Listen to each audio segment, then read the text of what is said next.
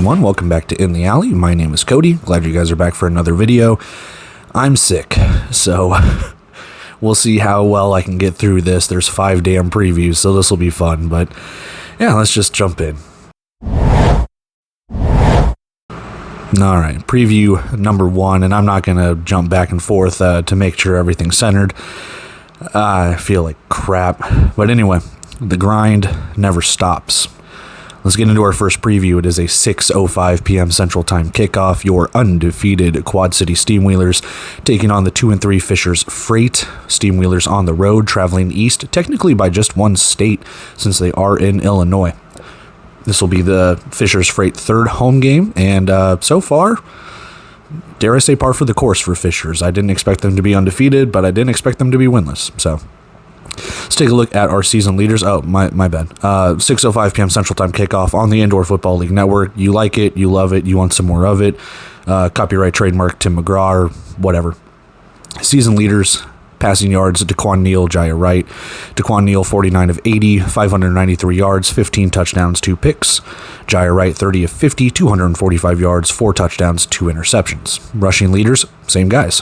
Daquan Neal, 49 carries, 249 yards, and 8 touchdowns. And Jaya Wright, 51 carries, 286 yards, and 8 touchdowns on the ground. Leading receivers, Kevon Rudd for Quad City, 20 catches, 192 yards, 1 touchdown, and JT Stokes, 14 catches, 158 yards, and 2 touchdowns. We'll talk more bet and prediction and stuff like that, because we're going to talk a little bit about the running game that is Fishers. Let's take a look at the injury report here. Quad City takes 1 off. They put 1 on. CJ Parrish is off of short-term injured reserve, but Travell Calvin is put on. And for Fishers, it's more of the same. Noah Batiglieri is put on a short-term injured reserve, but Jatarius Spivey is taken off. Taking a look at the game odds here, over-under of 84.5 for this game, and Quad City on the road favored by just under a touchdown. Moneyline minus 205 for the Steamwheelers, and a home underdog plus 170 if you want to take an upset. We are at the Fishers Event Center in Fishers, Indiana. Again, 6:05 p.m. Central Time kickoff on the Indoor Football League Network. And our head-to-head, this is the first meeting between the two teams, as Fishers is starting their 6th game of their inaugural season. So, there's pretty much the preview that we have with it. Let's go take a look at our 25-man roster, bet and prediction, preview number 2. Alright, let's take a look at our 25-man rosters for both teams as they pop up over my face. With the away side first, Quad City Steamwheelers, not too much changing here. Daquan Neal, most likely your starter at quarterback, Demery Croft the backup. We'll see who gets the start at running back. Gino Appleberry played against Jacksonville last week. Jared Ware was not on the 21-man roster. See if anything changes. With Travell Calvin on short-term injured reserve, all 4 wide receivers are most likely suiting up. And then your offensive line has stayed the same all season with Crowell, Scott, and Chambers. Defensively, same defensive line, Shepard, Cagle, and Moore. Brian Lee listed at linebacker, but he can play defensive line if he needs to. Arslanian is your linebacker. And then coming off of short-term injured reserve, CJ Parrish, number 7, with Trey Smith, Chris Chukwuemeka, Nicholas Harris, Malik Duncan, Cam Harrell, and Kyle Kaplan as your kicker. Over to the Fishers Freight, we don't know who's starting. They have shuffled the quarterbacks through the games. It's just kind of a wait-and-see moment. It would not surprise me if we see... Sorry, I hit my desk. Excuse me. It wouldn't surprise me if we see Keegan Shoemaker make another start. Jaya Wright threw a pick. I think he fumbled 2, and he got pulled. So we'll see who gets the start. Not inspiring either way, dare I say it. We'll save that for the bet and preview, or bet and prediction.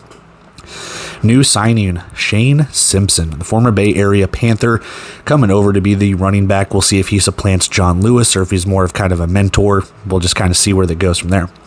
Same 4 wide receivers, Stokes, Smith, Cox, and Kress. Jalen Carter has been released. And then Forbes, Sharp, Jatarius Spivey, Jeremy Cooper. You've had the same 3 offensive linemen start. Spivey is kind of a depth piece.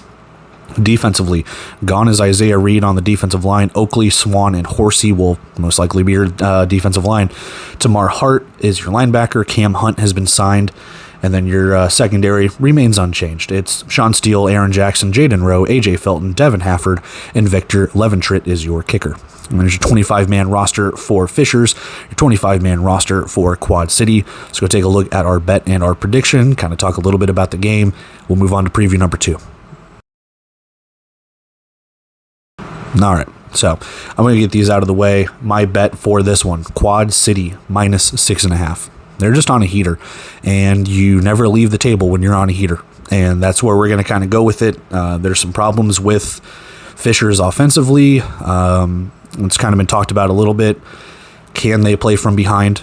If Fishers gets out to a big enough lead, can they hold on to that lead? And they've played some close games. I mean, they played close against Northern Arizona, and you've seen how Northern Arizona has kind of turned out. And that's not trying to throw a stray at them. Kind of is, but you get what I'm saying. So minus 6.5, it's right there at that, touchdown thing. I think Quad City can win by a touchdown. Minus 6.5, they win by 7. But you just never know in this game if Fishers wants to attempt 3 or 4 onside kicks like they did against Iowa. Could be in for a hell of a game. My prediction for this one, 49-40. I do think Fishers will score some points in this one, but I do like Quad City's defense. They have just been able to take the ball away like crazy. They proved it again against Jacksonville. Fumble in the end zone for a touchdown. Bubba Arslanian with his interception, fumbles, whatever the case could be. Pick sixes, kick returns. Quad City is just rolling on a river right now. Pun fully intended. So I do think Quad City can take this one. I don't know if it's going to be a blowout because Quad City does like to run the ball too. But when you consider last week against Jacksonville, 6 of 10 passing for Daquan Neal, 5 of those 6 were touchdowns. They don't need to throw the ball a lot. And I know Fishers doesn't, really throw the ball either. So you could take the under in this one, honestly, because if both teams are going to run the ball, but we'll kind of see how that goes. So minus 6.5 for Quad City. 49-40 is my prediction. I think Quad City takes it. I think they're just the better team. Fishers is kind of searching for something right now. That quarterback position could not be worse for them. And I'm not saying that they're bad players, but Shoemaker and Wright, they are not getting it, for lack of a better term, right. They're not getting it right in the aspect of the quarterback. And I've said multiple times I wanted a bigger sample size from Jaya Wright from the games that he played with Sioux Falls, coming over here to be the starter. It's left a little bit to be desired, I'll tell you that much. So we'll see who gets the start. My money is on Shoemaker, but I think Quad City takes it. So let's go take a look at our second preview as we move along.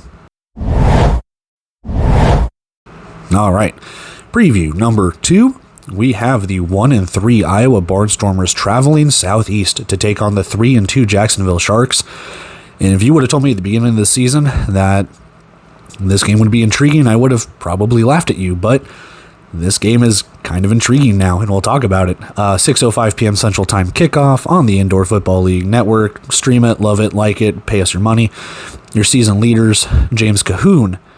What a debut for that man. 17 of 28, 176 yards, 4 touchdowns, 1 pick. Caleb Barker, your quarterback for Jacksonville, 55 of 102, 700 yards, 12 touchdowns, 6 picks. Jalen Bracey, your leading rusher, 6 carries, 8 yards, 1 touchdown. Now, not technically your leading rusher. Hunter Clausen is in there, stuff like that, but active. Because we'll look down at the injury report, he is your active leading rusher. So, rushing yards, Caleb Barker, 24 of 124, 2 touchdowns. And again, Barker, I don't believe is your leading rusher. I think that's either Robinson or Tyler King. But again, look at the injury report. So I'm kind of going with the actives. Receiving yards, Kean Williams, this man is on a tear. 23 catches, 312 yards, 6 touchdowns. And Jaden Stoshak, 12 catches, 177 yards, 5 touchdowns for the man. Injury report, Caleb Hood, still on there. Hunter Clausen added as of just a few days ago. And Jacksonville, nothing new to really report. So they do have some changes in the roster. We'll go take a look at that here in a second. Game odds, over-under of 84.5 in Jacksonville, favored by 2.5. That's not a big spread at home. And I don't know how the Indoor Football League does it, but NFL, college, they kind of give you like 3.5 or maybe 3 points for a home field advantage to kind of give that, and it's 2.5. And what's that telling you about Jacksonville, man? Not trying to panic, just saying. Minus 142 for the money line for the Sharks, plus 120 for Iowa on the road, if you want to take a little bit of a flyer on the road team for an upset. ViStar Veterans Memorial Arena in Jacksonville, Florida is our venue for the night. Again, 6:05 p.m. Central Time kickoff on the Indoor Football League Network. And our head-to-head is Jacksonville up 1-0. They only met one time last year. Week 17 of 2024, Jacksonville won it 69-43. So, with that, we have yet another fun game to talk about. Let's go talk about our 25-man rosters. Another bet and prediction. We just carry on. All right, let's talk 25-man rosters as they pop up over my face. We start with the away side, the Iowa Barnstormers. Now, I didn't include him in the previous iteration, last week's previews, but I have not seen any transactions that says Joaquin Collazo is released. So they're still holding on to 3 quarterbacks. He's not on the team website, but I haven't seen anything official, so he kind of stays here. But James Kahuna is going to be your starting quarterback. Niall McLaughlin was your backup last week. And then they have signed longtime indoor football veteran Raheem Harvey. He has been all over the place, along with your usual suspects, Keyshawn Taylor, Kean Williams, Jalen Bracey, and Shaq Currington.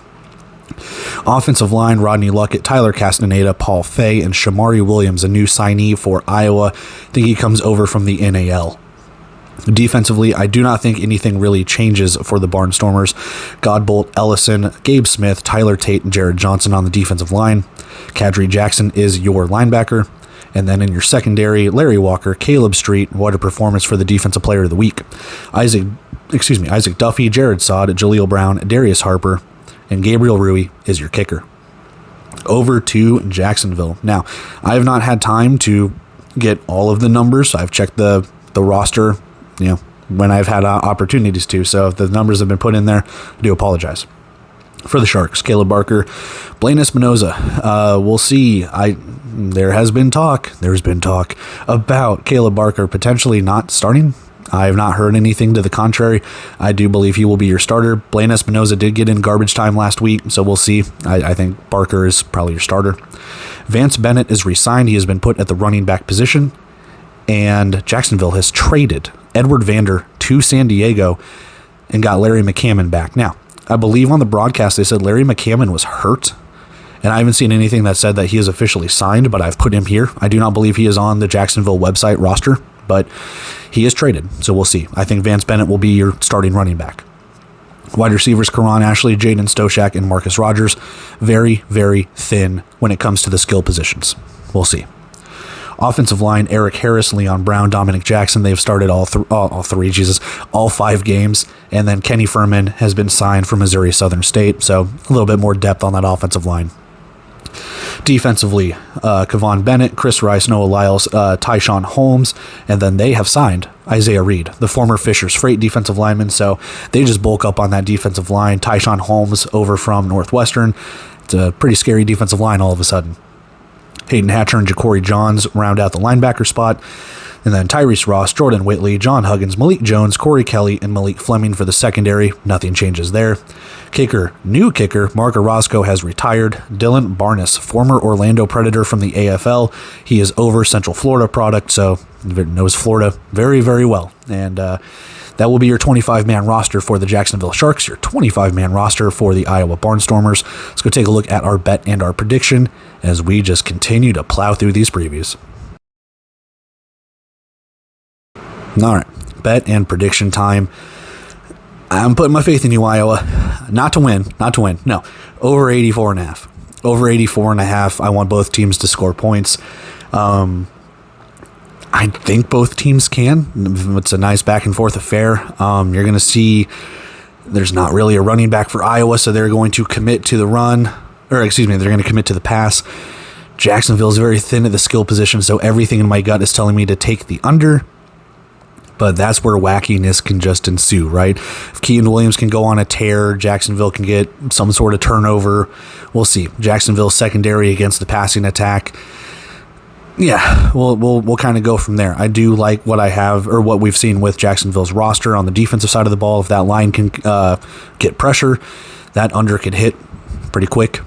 If Iowa can just sling it around and cause turnovers like they did against Fishers, we'll see. Jacksonville has been kind of vulnerable as of late. Turnovers themselves and just not playing Jacksonville Shark football. And their record shows for it. Their play has kind of showed for it. And this could be ripe for an upset. I'm taking the over here just because I want silliness.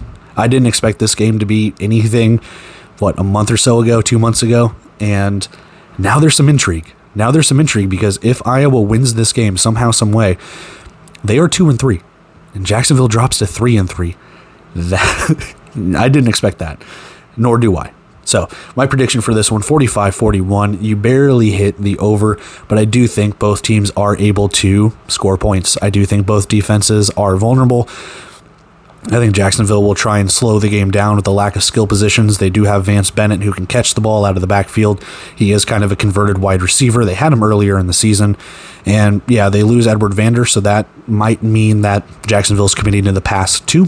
So this could kind of be a boomer bust game for both sides, who can convert third downs, fourth downs, things like that, who doesn't turn the ball over. We'll just kind of see. With that, but over 84.5, I just want a fun game. I just want one of these silly games like last week, Iowa and Fishers. I didn't expect it to get silly. It got silly. So I'm hoping for a little bit more. Again, putting my faith in you, Iowa. Go make me proud. Jacksonville, just do more of the same. You're scoring at a nice, reasonable clip. Get to 45 points, take the victory, what you can do. And we'll just kind of go from there. So over 84.5, 45-41, Sharks take the victory at home. Let's go take a look at our third of 5 previews. All right, preview number 3, 7:05 p.m. Central Time kickoff on the Indoor Football League Network. Stream it, love it, pay the money, whatever you want to do. The 3-2 Green Bay Blizzard taking on the 2-2 Tulsa Oilers. This is going to be fun. Season leaders, Max Myler, TJ Edwards, they lead in rushing and passing. Myler, 69 of 110, 733 yards. This is incredible for both these guys. 14 touchdowns, no picks. TJ Edwards, 50 of 75, 458 yards, 15 touchdowns, no picks.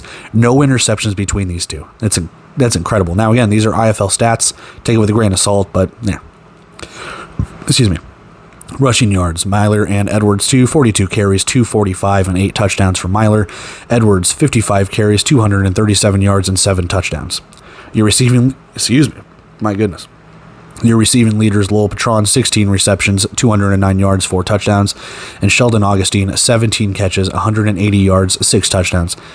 He has been a bright spot in this offense since Faison McClurge went over to the UFL. Injury report. Let's talk about Green Bay really quick. They've gotten some guys off of short-term injured reserve. We'll talk about that, I believe, but I do not believe they've updated their transactions in the previous week. So Zane Lewis, Mamadou Mbai, Nerian Washington are added. I don't know if I talked about that or not, but yeah, so those guys are added. And then for Tulsa, Bryant Nolan Jr. is added to short-term injured reserve, so offensive lineman for the Oilers going down. Game odds, over-under of 87.5. They're expecting some pretty good points in this one. And our spread, it's a pick 'em. Just no different than picking who you think to win, the money line. It's the same. So whoever you think is going to win, that's how we have it. We are in the BOK Center in Tulsa, Oklahoma. Beautiful Tulsa, Oklahoma. I miss you so much. 7:05 p.m. Central Time, Indoor Football League Network. But this has been a one-sided affair for both these teams. 4-0 lead, Green Bay head-to-head. Their last meeting, week 4, so just under a month ago, 74-68. It's the overtime victory for Green Bay as they had the overtime rush by Kaimani Clark getting into the end zone after it was a blocked field goal for the Oilers, and just fun. So 4-0 lead for Green Bay. We'll see if they can make it 5-0 or if Tulsa gets on the board. Let's go take a look at our 25-man roster, bet and prediction, and we're more than halfway through. All right. Taking a look at our 25-man rosters as they pop up over my face. With the away side first, Max Myler, your quarterback, TJ Davis, your backup, but he has been going anywhere and everywhere, man. Everyone in the IFL now has that Swiss Army knife backup quarterback, Rudy Johnson, TJ Davis, Hassan Rogers, who we'll talk about in a second, but everyone's got one now, so we'll see how it goes. Kaimani Clark is your running back, your wide receiver stable, Andre Williams, Lowell Patron, Harry Ballard, and Terrell Carey. Offensive line, Jake Parks, Roderick Williams, Justice Smith, and Andrew Carter. And then defensively, oh boy, this defensive line They got a lot. Devin Rice, Sue Kamara, Tremont Lofton, Allen Henry, Akeem Meatball Smith, and is that Sean Mustin? Is that Sean frickin' Mustin? This defensive line is scary. This defensive line, if Sean Mustin gets the start and you have the opportunity to have Tremont Lofton and Sean Mustin on the same defensive line, oh, buddy, that offensive line for Tulsa, we'll see. Andre White, Jalen Johnson, your linebackers, Nigel Canada, Kevin Ransom, Gervin Hall, and Isaiah Jacobs, along with Cale Jackson Jr., round out your secondary. Andrew Mevis, automatic Andrew, is your kicker. Taking a look at the Tulsa side of things, TJ Edwards, your quarterback, Hassan Rogers, again, your gadget, Swiss Army knife, quarterback, wide receiver, running back. I mean, he's just doing it all as well. Your stable of wide receivers, Max Novak, Sheldon Augustine, Josh Crockett, Spencer Tiers, and Cole Blackman. Offensive line, Patrick Barrett, Zach Branner, Kerry Reynolds, Jake Balderrama. He is off of the refused to report list. He is reported. And then Gene Tapia, however it's pronounced, he is signed as well. So trying to move, kind of bumping up that offensive line for some help if that defensive line for Green Bay is going to get after it. Speaking of the defensive line, Rudy Ngoni, Jacarius Smith, Asias Carpenter, and Trey Smalls. Linebacker, Marquez Bembry, Dylan Petway, Dylan Petway, Marquez Bembry, your linebackers. Secondary, Taylor Hawkins, Ramon Morris, Kentrell Pierce, Isaiah Smith, Katron Allen, and Trey Harvey. And your kicker, gone is Rio Ramirez and his former Sioux Falls Storm kicker, Dean Saris. So another new kicker enters the fray for Tulsa. And there's your 25-man roster for the Oilers, your 25-man roster for the Blizzard. Let's go take a look at our bet and prediction, and we will move on. All right, bet and prediction time. I don't know. Green Bay is kind of becoming that team where I want to bet them. I just know when I do, they're going to bite me in the ass. So I'm going to take the pick'em for Tulsa, because I don't know how many chances you're going to have for a pick'em in this league, and both of these teams look very good. I'm just taking the home side. I think home field advantage with what Tulsa's been able to prove. What do they have in their last home game? 14,000 people reported, at least. We'll see. But yeah, I'm going to go ahead and take the pick'em here. Tulsa getting it done. They looked good at home against San Antonio, and yeah, that's really all I have. Now, when I was reading off the 25-man roster, I started to kind of sway to the other side. I do like Green Bay's defensive line, especially if Sean Mustin does get the start. I do like the running ability and the passing ability of Max Myler. TJ Edwards is very good. Both these teams are very, very even. I think it could come down to literally just one mistake, whether it's a missed field goal, a fourth down, turnover on downs. I don't know. So for me, my prediction for this one, 48-47. It could go either way. That's the reason why it's a pick'em. I could talk myself into Green Bay. I'm not switching it, but I could talk myself into Green Bay. This is probably the game of the week for me, and probably the game of the week for a lot of people too. I want to see, this could be a springboard game for either team. If Tulsa goes 3-2, over 500, Green Bay drops to 3-3, or Green Bay gets the win, they go to 4-2. That looks quite a bit better than 500, and that boosts them right further up into the standings. Tulsa needs this win too, but yeah, we just kind of see. Like I said, this will be a chess match. Both teams very, very good at running. Both teams very good at passing too. So yeah, we'll see. I think it's going to be up to the defenses. I think Green Bay might make one more stop, but I picked Tulsa, so I'm going to go with that. I'm not going to change it. I have it all here. I could go in and edit all this stuff in Photoshop and stuff, but I'm not going to. I've already made my pick. I'm going to stick with it. Tulsa gets the victory. I'm not surprised if Green Bay wins it. They've done well. They beat Massachusetts on the road. Now they get to go to Tulsa, so there you have it. But that's what I have. It's going to be a close game, man. They're both going to run the ball really well. They're both going to pass the ball when they need to. It could come down to a third down stop. It could come down to a fourth down stop. We'll just kind of see. And if there is a blowout, there might be some overreaction. So there we have it for this one, 48-47, Tulsa 1-point victory. And then for our pick'em, I just have the Oilers at home. So there we have it. Let's go take a look at our 4th out of 5 previews as we just keep chugging. Preview number 4. We are heading out to Sin City, 8:05 p.m. Central Time kickoff. As always, the Indoor Football League Network. Watch it, stream it. You know you love it. Give us your money, blah, blah, blah. Northern Arizona 0-4 and 0-2 on the road, taking on the 2-2 Vegas Nighthawks. This is going to be fun, right? Season leaders, CJ Fowler and Jerome Johnson both lead in rushing and passing. Fowler, 50 of 97, 446 yards, 7 touchdowns, 6 picks. Jerome Johnson, 33 of 59, 427 yards, 5 touchdowns, 3 picks. CJ Fowler, 38 carries, 160 yards, 2 touchdowns. Jerome Johnson, 32 carries, 143 yards, 3 touchdowns. Mind you, those stats, he didn't play last week, so they could have been bumped up. We don't know. Receiving yards, Marvin Kinsey, still your leading receiver, 17 catches, 151 yards, 2 touchdowns. And Quentin Randolph, 17 catches, 248 yards, and 5 touchdowns through the air. Your injury report for both sides. Junior Atuatasi and Karan Bolden are added for Northern Arizona. And we'll talk about it in the 25-man roster. Someone came off. I can't remember. It's Devin something. So, Devin Washington? Okay, we'll look at it later. Vegas, Maurice Jackson has been added, but they have gotten a guy or two off. They've gotten a couple of guys off of the injury report. CJ Jefferson, I know, is one of them. I think there's a second one, but Maurice Jackson has been added. Game odds, over-under of 87.5, and Vegas, minus 10.5 at home. They are favored. Minus 340 on the money line, plus 270 for the Wranglers on the road. We are in Lee's Family Forum in Henderson, Nevada, 8:05 p.m. Central Time kickoff. Yeah, and our head-to-head, 5-2, actually favoring Northern Arizona, and I think a lot of that deals with previous games dating back to when Vegas just wasn't that good, 6-10 records and 5-10 records and what have you. Well, Northern Arizona was out here winning championships.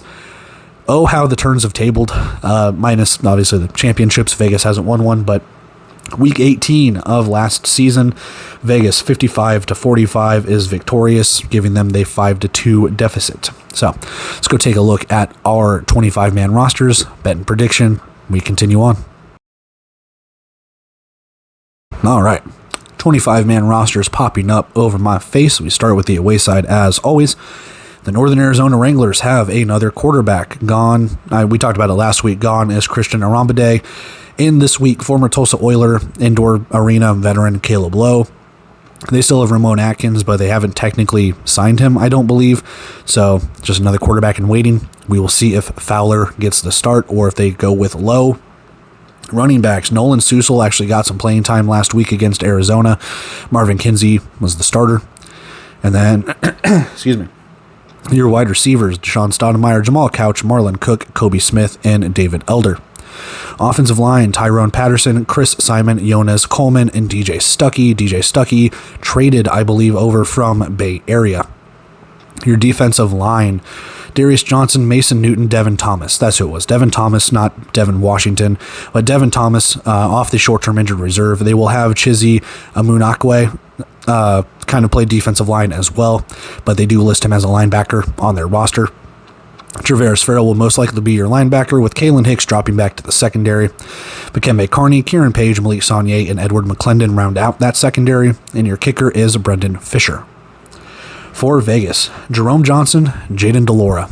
Who gets the start? You could say the same that I just mentioned for Northern Arizona, so this one could be kind of a toss-up. Who comes out for both teams? My money is probably on Jaden Delora again. He looked all right against San Antonio. Wouldn't shock me if Jerome Johnson comes out as well. Antonio Wimbush is your running back. Excuse me again. And your wide receivers, Caleb Hawley, Tamarian Terry, Quentin Randolph, CJ Wyndham, CJ Jefferson, and Phoenix Sproles. Desmond Bland, Zach Fortier, Kyler Edwards, Moses Mallory are your offensive line. Defensive line, Claude Davis, Lorenzo Hernandez, Adam Plant is off of short-term injured reserve, former Massachusetts Pirate, Lee Autry, and Mayan Ahanatu. Linebackers, Jamal Williams, former Duke City Gladiator, has been signed, and Mikel Calhoun. So we'll see. I'm sure Calhoun will get the start at linebacker. We'll see if Williams suits up at all. And then your secondary, James Caesar, Chu Agbana, Rome Weber, Darius Williams, Elijah Blades. Kicker, Ben Derby. And there you have it. So 25-man roster for Vegas, 25-man roster for Northern Arizona. Let's go take a look at our bet and prediction. All right. Bet and prediction time. Under 87.5. I fully expect another blowout. I do not know if Northern Arizona is going to win a game this season. They could sneak one away from Tucson or maybe San Antonio, San Diego, I don't know. They can sneak a win somewhere. I do not think it's going to be this one. And I will eat crow if it does, because this could be an opportunity for them. But under 87.5, they only scored 35 points last week, did Vegas. I do not believe Northern Arizona has scored 30 points the entire season in a game. I do think that this could be a blowout. I do think that regardless of who starts at quarterback for Vegas, the backup will come in at some point to do some mop-up duty.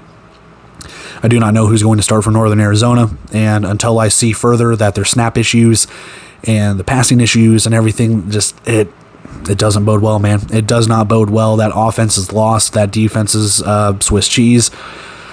I see a blowout here. You could take Vegas minus 10.5, kind of like what Arizona did last week at minus 15.5. But I'm taking the under. I'm going to kind of put my neck out there. I'm not a huge fan of taking over-unders unless I have to. I could see where this one is close. Vegas might want to run the ball a little bit to set up the pass. Antonio Wimbush, game gets out of hand. Northern Arizona kind of gets back into it, but the score doesn't say what the game is. You know what I mean? Like, it could be a 45-35 game, but Northern Arizona scores a garbage time touchdown, backdoor cover, things like that. So I'm going to take under 87.5. My prediction, 45-28. Like I said, I don't think Northern Arizona, I don't think they've scored 30 points in a game, and that sucks. That sucks for them. I wish them the best. I do. I'm trying not to dog on them, but they're learning. Vegas, we'll see what they do with their quarterback position, but everything else looks good. Like I said, they look pretty good against San Antonio. They've had some trip-ups, San Diego, what have you, but at the same time, Vegas has been kind of vulnerable too when it comes to turnovers and lackadaisical offense and defense. So we can kind of take the under here. Both teams kind of play their games, but ultimately just more mistakes from Northern Arizona. Until they clean it up, I got to go with Vegas on this one. So 45-28 minus 87.5. There you have it. We got one final preview to take care of. We'll get on out of here. All right, preview number 5. Final preview of Saturday. It is an 8:05 p.m. Central Time kickoff. It is the Kevin Guy Bowl. The 4-0 Arizona Rattlers taking on the 1-3 Tucson Sugar Skulls. And we have our season leaders here. Dalton Snead leading in rushing and passing because Ron Brown Jr. is on the short-term injured reserve. 60 of 99, 698 yards, 12 touchdowns, 2 interceptions. Jorge Reyna, 16 of 35, 222 yards, 3 touchdowns, 3 picks. He's only played 2 games. He has not looked good as of last week. Rushing yards, Dalton Snead, 30 carries, 133 yards, 8 touchdowns. Devontae Sapp Lynch, 32 carries, 110 yards, 1 touchdown. They need him desperately in this game. Isaiah Houston, your leading receiver, 17 catches, 233 yards, 2 touchdowns. And Alfonso Taylor, I think in the recap I called him Alfonso Smith, so I apologize. Alfonso Taylor, 5 catches, 99 yards, 1 touchdown. Half of that is on that one-play bomb from Jorge Reyna to start the game last week. Injury report. We have some injuries to talk about because we didn't update the transactions when we did our previews last week. Cordell Brewster, Ron Brown added to the short-term injured reserve. Austin Johnson is added as well. And I believe we've had a couple of guys either been released or they have been taken off. We'll talk about that in the 25-man roster. For Tucson, excuse me. For Tucson, kind of more of the same. Braden Oakley, Cody Bowleg are still there. John McMullen has been taken off, so he has been added to the 25-man roster. We'll talk about that in a sec. Over-under game odds, 87.5 for our game, and minus 11.5 for the Rattlers on the road. That's a lot of points, too. Minus 380 for the Rattlers, plus 300 if you think Tucson can pull the upset at home. Speaking of home, we are at the Tucson Convention Center in Tucson, Arizona, 8:05 p.m. Central Time kickoff, and our head-to-head, Kevin Guy doesn't lose to his wife, 11-2, Arizona. Week 2, these two teams met, 56-28. It was not even close, so I take it back. It was kind of close, and then Arizona just kind of flexed their muscle in the third and fourth quarter, and they said, hey, we're going to win. Like, just go ahead and lie down, make your mistakes. We're going to win. So let's go take a look at our 25-man roster, bet and prediction, wrap everything up.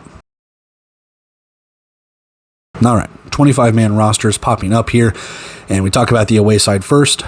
Offensively, Drew Powell, Dalton Sneed. Sneed getting the start. Powell will be your backup. Shannon Brooks taking over for Ron Brown. He played pretty well coming back from the PUP list.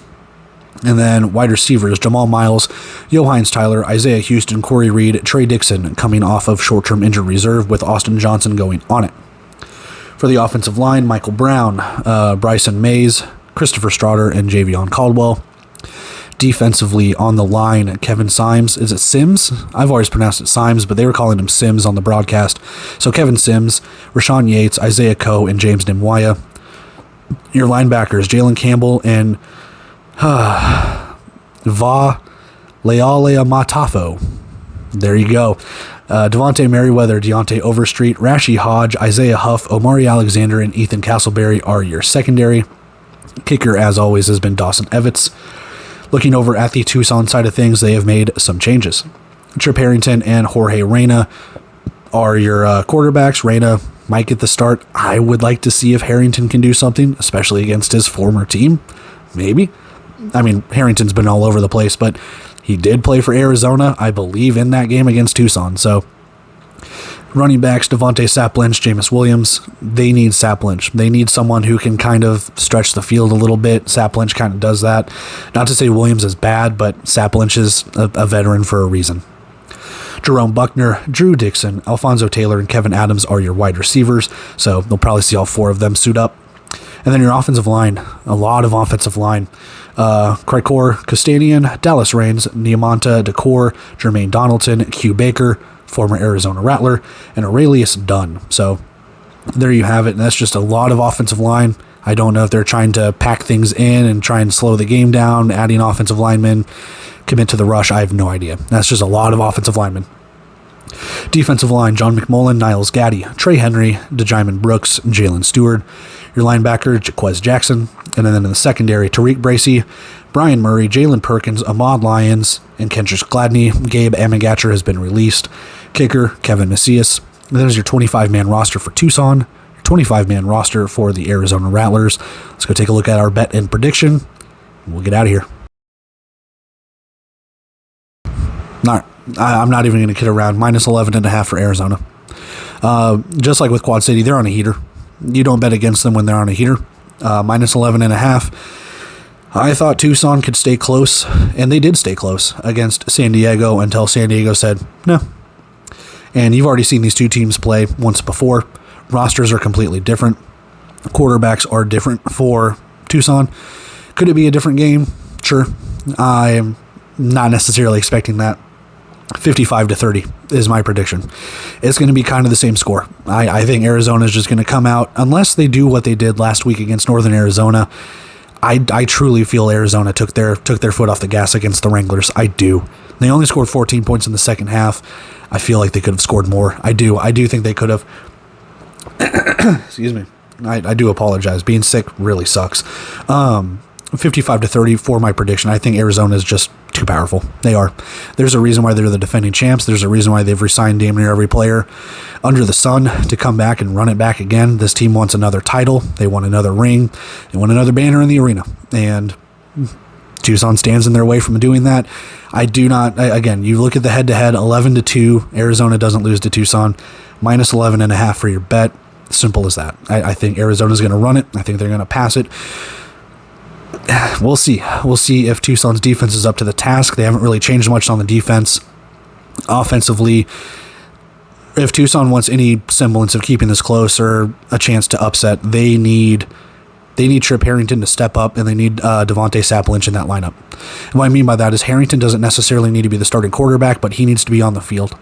And those wide receivers, whether it's Dixon, whether it's Adams, whoever, they need to make their presence heard. And whether it's Alfonso Taylor with another deep bomb, like, the offense has to get going, because the offense did not look good against San Diego. And they haven't really looked good all season. So there you have it, 55-30, minus 11.5 for Arizona. Let's go wrap everything up and get out of here. And that is it for our Week 7 Saturday preview. We have one more to preview after this. It is our standalone game on Sunday, so be on the lookout for that. I'll probably get that Sunday morning at some point if I'm feeling better, and I'll just go and rest. I'm going to keep this short at the very end here. So again, love and appreciate every single one of you. Like, comment, share, subscribe, all of that stuff. I'm going to talk like one of those 30-second side effect commercials and stuff like that. So if you want to, again, like, comment, share, subscribe, all that fun stuff. I'll see you, catch you, whatever, in the next video. I'm going to go rest my voice, rest my body, and I'll catch the games tonight. Until then, see ya.